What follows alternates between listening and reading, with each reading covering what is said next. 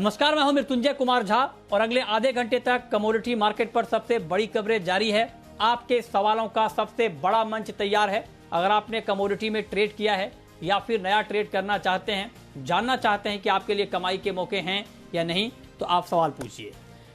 02223001634 इस पर आप सवाल पूछ सकते हैं। इसके अलावा आप 02223001635 पर भी अपना सवाल पूछ सकते हैं।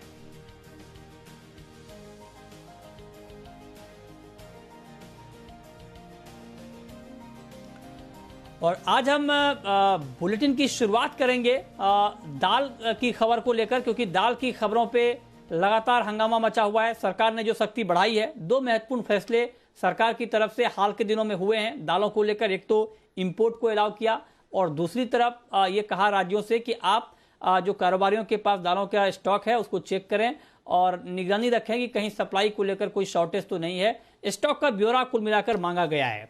इन दोनों फैसलों पर कारोबारियों की आपत्ति है, विरोध है, अलग अलग तरह से चिट्ठी लिखी जा रही है। आज हमारे साथ दो बड़े संगठन के प्रतिनिधि इस वक्त जुड़े हैं। हमारे साथ हैं सुरेश अग्रवाल, प्रेसिडेंट हैं ऑल इंडिया दाल मिल एसोसिएशन के, और साथ ही हमारे साथ सुनील बलदेवा हैं, जनरल सेक्रेटरी हैं agri farmers and trader association के। आप दोनों का बहुत स्वागत है। बलदेवा जी, आपने चिट्ठी भी लिखी है पीएम को, जहां तक मुझे जानकारी मिल पा रही है। क्या आपत्ति है आप लोगों को, क्योंकि अब तो मार्केट भी स्टेबल हो गया है, तो बताएं आपकी अब एक्चुअल प्रॉब्लम है कहां पर? हेलो। अच्छा, लगता है सुनील बलदेवा से हमारा संपर्क अभी नहीं हो पा रहा है। सुरेश अग्रवाल जी, आपने ये चिट्ठी लिखी है कि सरकार अपना फैसला वापस ले, ऐसा क्यों सर? हमने माननीय प्रधानमंत्री जी से अनुरोध किया है कि जिस प्रकार से अन्य वस्तुओं में चाहे diesel, petrol, oil seed, soybean, सरसों, मूंगफली के तेलों में वृद्धि हुई है, उसके अनुपात 5% तुअर दाल और मूंग दाल में वृद्धि हुई है। तो जो बाकी आइटम को देखें तो उसके मुकाबले हम ओनली 5-7% पे, 200% पे, और उन 5-7% में आपने दाल की स्टॉक जांच करने का निर्णय लिया। जांच करने से व्यापारी कभी नहीं घबराता और ना जांच से कोई इनकार है। सरकार ऑर्डर करेगी तो जांच करेगी, उसमें कोई दिक्कत नहीं है। पर दिक्कत यहाँ है कि जहाँ कीमतें नहीं बढ़ी है, कीमतें नहीं बढ़ी है, और इस समय पूरा 2 महीने से पूरा देश का थोक और इंडस्ट्रीज कारोबार बंद है। कहीं 20% इंडस्ट्री चल रही है, कहीं 40% चल रही है, कहीं कर्मचारी नहीं आ रहे हैं, मिल मालिक कोरोना में है। ऐसे में साप्ताहिक स्टॉक देना, हर 7 दिन में जानकारी देना कैसे संभव है? आदमी महीने भर तक इंडस्ट्रीज नहीं जा रहा है। अभी राज्य सरकार ने कहा नियमित जानकारी दो।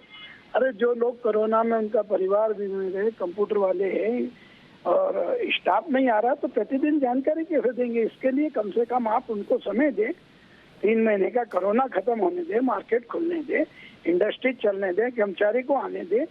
और जहाँ 5-7% की तेजी नहीं, आज भी मूंग समर्थन मूल्य से 800 नीचे बिक रहा है, चना समर्थन मूल्य से 300 रुपए नीचे बिक रहा है, उड़द और तुअर समर्थन मूल्य से 300-400 ऊपर बिक रहे। तो अभी बिक रहा है ना, जब ये फैसला सरकार ने ले लिया है।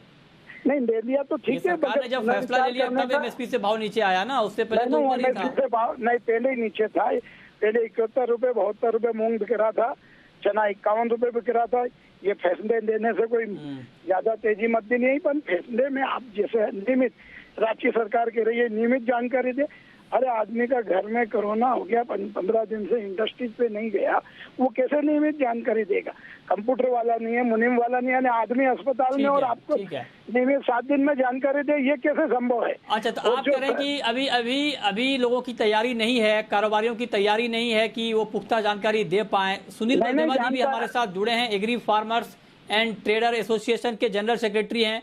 बलदेवा जी, बहुत बहुत स्वागत है आपका भी। आप जरा बताएं, इस फैसले के बाद आप लगातार ग्राउंड पर लोगों से बात कर रहे हैं, ट्रेडर से, मिलर से, स्टॉकिस्ट से, क्या फीडबैक आपको मिल रहा है और क्या मेन आपत्ति है क्या कारोबारियों की सरकार के इन फैसलों पर? मदन जी, आपको याद होगा कि यही सरकार एसेंशियल कमोडिटी एक्ट अमेंडमेंट 2020 लाई थी, जिसमें से दालों को एसेंशियल कमोडिटी से बाहर किया गया था, और साथ में ये पार्लियामेंट में भी ये जवाब दिया गया था और ये बताया गया था कि जब तक 50% से ज्यादा रिटेल में तेजी नहीं आएगी तब तक हम दालों के ऊपर कोई एसेंशियल कमोडिटी एक्ट के अंतर्गत कोई कार्रवाई नहीं करेंगे। और जहां तक दालों की बात है, दालें, जहां सुरेश जी ने बताया कि दालें या तो एमएसपी के आसपास बिक रही थी या एमएसपी से नीचे बिक रही थी। कोई भी दाल एमएसपी से बहुत ज्यादा ऊपर नहीं बिक रही थी, 5-7-10% ऊपर तुअर और उड़द बिक रही थी, ये बात पक्का है। लेकिन उसके लिए सरकार ने चूंकि इंपोर्ट खोल दिया था और कोविड के चलते इंपोर्ट नहीं हो पा रहा था, इसके लिए इसके भाव ज्यादा थे, हिंदुस्तान में पैदावार थोड़ी कम हुई थी, तो सप्लाई और डिमांड के चलते कम थे। लेकिन इन दोनों दालों के चलते जब इंपोर्ट खोल दिया तो ये दोनों दालें जो है इंपोर्ट की पड़ता पे आ गई और ये दोनों दालें एमएसपी से बल्कि नीचे ही आ गई है। आज जैसा मूंग है एमएसपी से नीचे बिक रही है, चना जो 5100-5200 बिक रहे थे वो आज चना 4600-4700 महाराष्ट्र और गुजरात में मंडियों में बिक रहा है। और आप सबसे बड़ी बात है कि पिछली बार नाफेड ने 21 लाख टन चना खरीदा था और आज केवल 4 लाख टन चना खरीद पाई है, क्योंकि कोविड के चलते फार्मर्स मंडियों में माल ही नहीं ला पाए हैं। अब यदि 5100 का चना 4600 हो गया है और जो ही अनलॉक की तरफ हम जाएंगे, किसान मंडियों में माल लेके आएगा तो घाटा किसका होगा? किसानों का होगा, क्योंकि किसान जो है माल ज्यादातर किसान के पास पड़ा है और वो किसान जब माल लेके आएगा तो उसका माल नीचा बिकेगा। और सबसे बड़ी बात बताऊं कि सरकार ये कहती है कि 255 लाख टन दालें पैदा होती है। मृत्युंजय जी, 130 करोड़ जनता में यदि हम बांटे तो पर कैपिटा 55 ग्राम दाल हमें रोज का मिलती है। यदि 100 रुपए की दाल हो तो हम रोज की 5.5 रुपए की दाल केवल खाते हैं। तो यदि दाल में 10-15% बढ़ता भी है तो हम 5.5 रुपया खर्चा करेंगे हम।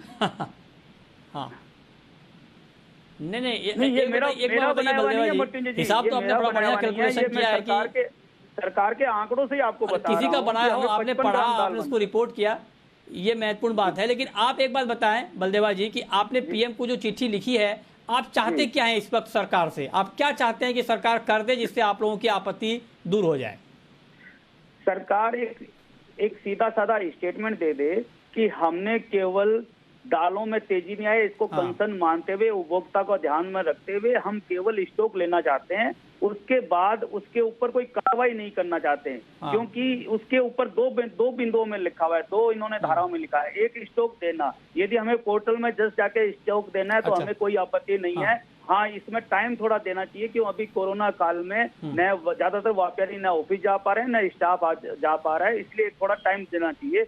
दूसरा, हमारी आपत्ति इस चीज की है, यदि आप इंस्पेक्टर को या डीएसओ को पावर दे देंगे तो वो हर बार जाके स्टॉक चेक करने के नाम पे व्यापारियों का जो उत्पीड़न होगा हम उससे बचना चाहते हैं। उस आदेश को हम चाहते हैं कि वापस दिया जाए।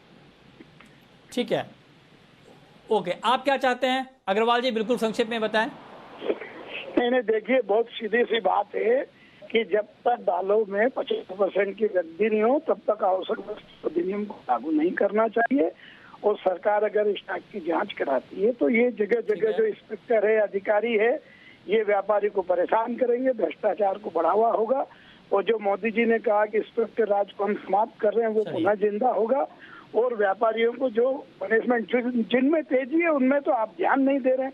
जो बेचारे सीधे दालमिल वाले जिनमें तेजी नहीं है उनमें आप ये नियम बता रहे। आइन से देश आजाद होने के बाद 70 रुपए का तेल 150 रुपए हो गया, सीधा जस्ट डबल। उस पर अभी तो सरकार मौन है। सोयाबीन, मूंगफली तेल। सर, तेल वाले सुनेंगे तो आपके ऊपर नाराज होंगे। नाराज होने की क्या बात है? बहुत आपत्ति है। अभी हमने आधे घंटे का शो तेल पर किया है। अखबार में छप रहा है, रोज अखबार में छप रहा है। मैं कोई नई चीज नहीं कह रहा हूँ, रोज अखबार में छप रहा है, रोज अखबार में छप रहा है, कोई नई चीज नहीं है।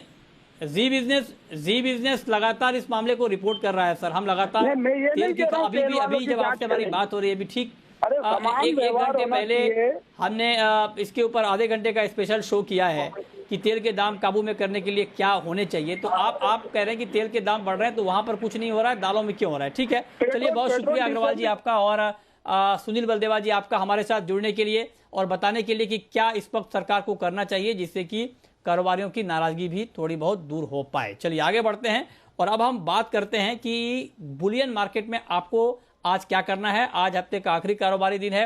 सारा मार्केट दबाव में, और इनफैक्ट गोल्ड की गिरावट काफी बढ़ गई है। 300 रुपए तक गोल्ड के दाम गिर गए हैं, 48,300 के नीचे आ गए हैं भाव।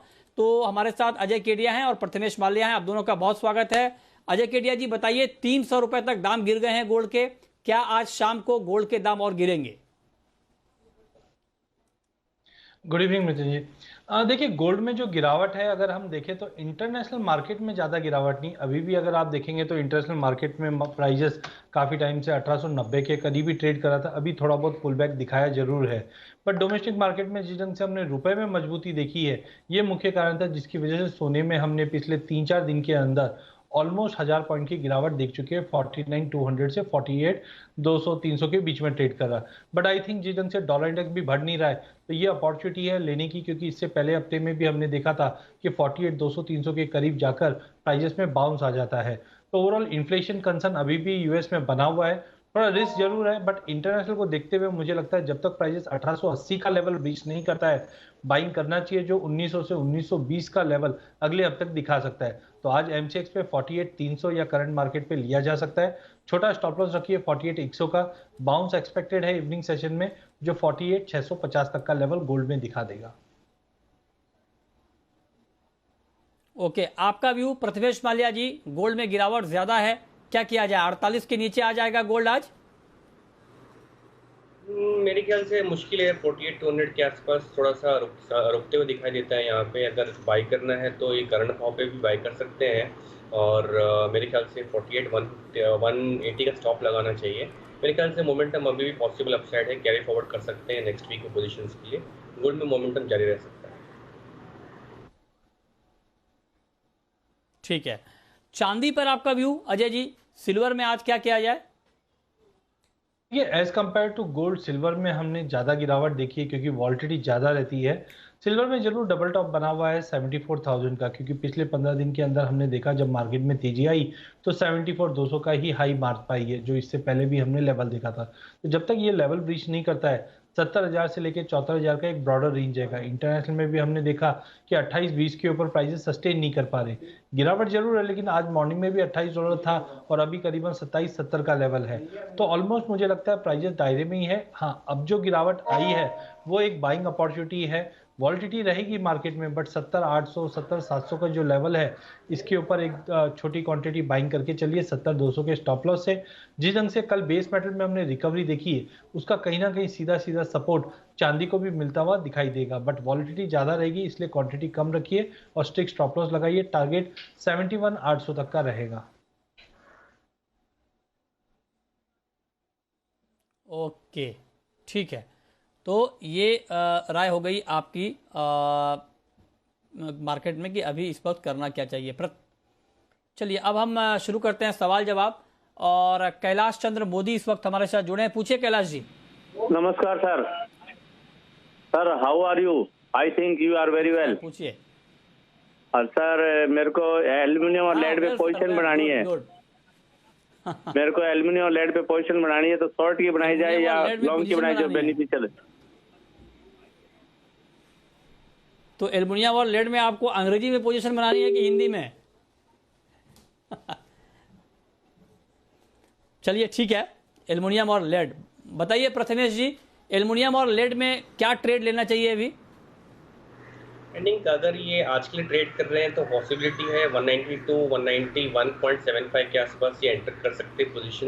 इनका स्टॉप लॉस रहेगा 190 का, ऊपर में टारगेट रहेगी 196 तक के लिए। तो एल्यूमिनियम में बाई करना चाहिए और जिंक में अवॉइड करना चाहिए। ओके ठीक है, अगला सवाल है राधा गुप्ता का। पूछिए राधा जी। सर मुझे चांदी में पूछना था, मैंने 72,500 में फिजिकल में चांदी ले रखी है सर। तो सर ये मेरा भाव कब तक आ जाएगा? मतलब कि अभी तो चांदी नीचे जा रही है, तो क्या चांसेस हैं आगे के लिए सर? कब तक आ सकता है मेरा ये भाव? 72,500 में खरीदी है। 72,500 पर आपने फिजिकल में जी जी जी ठीक है, 72,500 पर आपकी बाइंग है चांदी में। आप जानना चाहती हैं कि अभी मार्केट नीचे आएगा या ऊपर जाएगा? बताइए अजय जी, क्या करना चाहिए? 72,500 के भाव पर फिजिकल में इन्होंने चांदी खरीदी है, क्या सुझाव इनके लिए आपका? देखिए मित्र जी, जब अगर हम फिजिकल में कोई माल लेते हैं तो एक अजम्पशन रहता है कि मैं थोड़ा लॉन्ग व्यू लेके चल रहा हूँ। तो आई थिंक चांदी के लॉन्ग टर्म फंडामेंटल काफ़ी मजबूत है। शॉर्ट टर्म में हमने देखा है कि मार्केट में वॉलिटिलिटी रहती है, जिसकी वजह से मार्केट में अप डाउन ज़्यादा दिखाते। तो बेटर अगर इन्होंने ऑलरेडी फिजिकल में ले रखा है तो इनमें बने रहिए, क्योंकि देखिए शॉर्ट टर्म में मार्केट में जब भी एक गिरावट आती है, अनसर्टेनिटी बनती है, तो मन विचलित जरूर हो जाता है। बट आई थिंक अगर आप पिछले 6 महीने की बात करें तो पहले हमने 50,000 का लो दिखा, फिर 60 का दिखा, अब 70 का बेस बनाता हुआ दिख रहा है। तो डे बाय डे चीज़ें बढ़ रही है, तो इनको बिल्कुल फिजिकली जो होल्ड है उनको रखना चाहिए। 2 महीना भी अगर ये वेट करते हैं तो आई थिंक प्राइजेस ऊपर में 78 से 80,000 तक का भी लेवल हम समझते हैं कि अगस्त में इनको मिल जाएगा। फिजिकल है इसलिए इनको बिल्कुल होल्ड करके चलना चाहिए।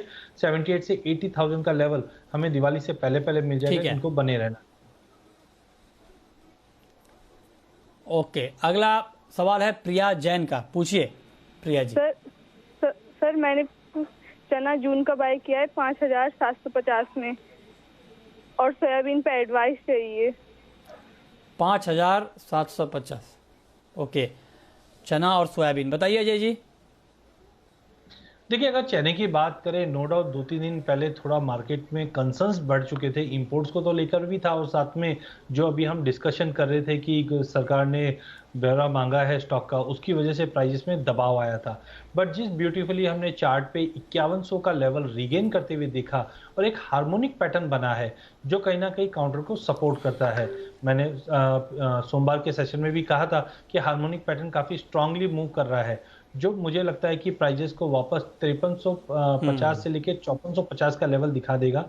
इनको बने रहना चाहिए। 5700 थोड़ा हायर साइड है, बट ओवरऑल मुझे लगता है प्राइजेस धीरे धीरे आप पॉजिटिव आ रहे हैं तो बने रहिए। वहीं सोयाबीन की अगर बात करें तो इंटरनेशनल मार्केट में भी थोड़ी बहुत गिरावट बढ़ चुकी है। डोमेस्टिक मार्केट में मुझे लगता है 7000 का लेवल अगर सोयाबीन तोड़ के होल्ड कर जाता है तो 6700 तक का लेवल मिल जाएगा। ट्रेंड वीक रहेगा।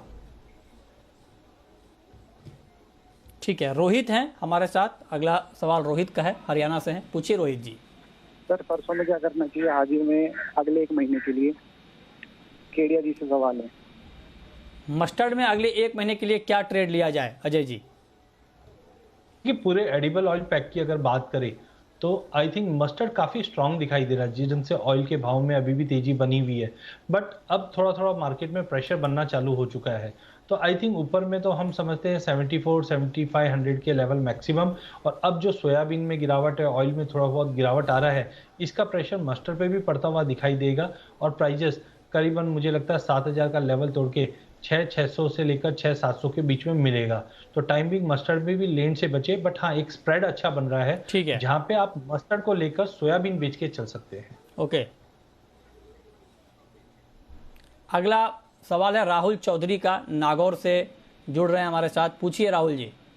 सर जी मेरे को कॉटन सीड ऑयल के बारे में जानना था। कुछ तो राय आ रही थी ऊपर जाने की, कुछ आ रही नीचे जाने की। आज बाजार ऊपर चढ़ा गया, जो पोजीशन बना रखी थी वो पूरा बेच दिया। बताइए Ajay ji, cotton seed oil cake में क्या होगा?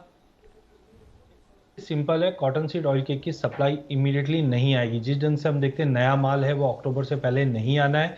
डिमांड धीरे धीरे अनलॉकडाउन की वजह से बढ़ेगा। प्राइजेस मुझे लगता है वापस 2900 का पहला लेवल, इसके ऊपर 3300 तक का भी लेवल दिखा देगा। तो थोड़ा भी पुल बैक वापस मिले लेके चलिए, ये काउंटर काफी स्ट्रांग रहेगा। ओके ओके, सचिन है, अगला सवाल सचिन का है, पूछिए सचिन जी।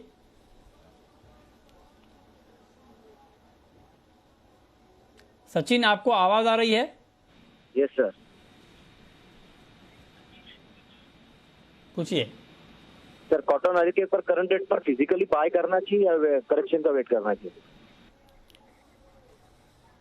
अभी कॉटन केक की हम बात कर रहे थे। बिल्कुल एक बार फिर से बता दें अजय जी संक्षेप में क्या करना चाहिए कॉटन केक में? काउंटर काफी स्ट्रांग है, सप्लाई काफी कम है, डिमांड कंटिन्यू मेंटेन रहेगी। करंट मार्केट से भी लिया जा सकता है। इमीडिएट टारगेट 2900, ओवरऑल 3300 तक के भी लेवल हम कॉटन सीड ऑयल केक में देख पाएंगे। ठीक है, चलिए तो ये बात हो गई, लेकिन अब वक्त है रैपिड फायर राउंड का।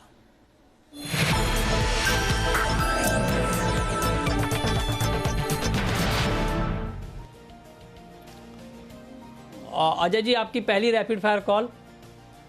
नितिन जी, जिस ढंग से हमने गोल्ड में 2 दिन में बड़ी गिरावट देखी है, गोल्ड अपने आप को संभालता हुआ दिखाई देगा। करंट मार्केट पे या 48,300 पे लेके चलिए। 48,100 का स्ट्रिक्ट स्टॉप लॉस, अपसाइड में 48,650 तक का लेवल गोल्ड में देखने मिल जाएगा। आपकी कॉल प्रथमेश जी। कॉपर का जून वाइटा बेचना चाहिए। 764 entry point, 767 stop loss, target नीचे में 758। आपकी आखिरी कॉल अजय जी। मुझे लगता है कि क्रूड ने अपना हायर रेंज पे वापस पहुंचने की कोशिश कर रहा है। कॉशियसली क्रूड को बाय कीजिए 4840 4850 की रेंज में ही।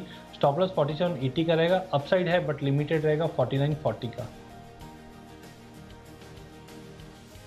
चलिए, बहुत शुक्रिया अजय जी आपका और प्रथमेश जी आपका हमारे साथ इस खास चर्चा में जुड़ने के लिए।